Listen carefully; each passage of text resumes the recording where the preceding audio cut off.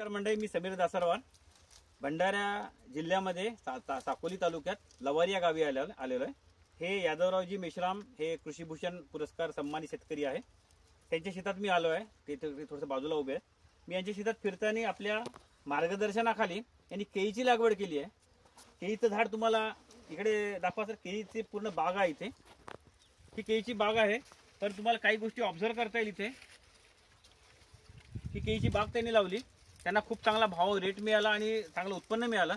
त्यातला एक परिणाम दाखवतो। हा केळीचा घड लागलेला आहे आणि हे बघा, हे झाड जे आहे हे पूर्ण वजनाने वाकून गेलेलं आहे।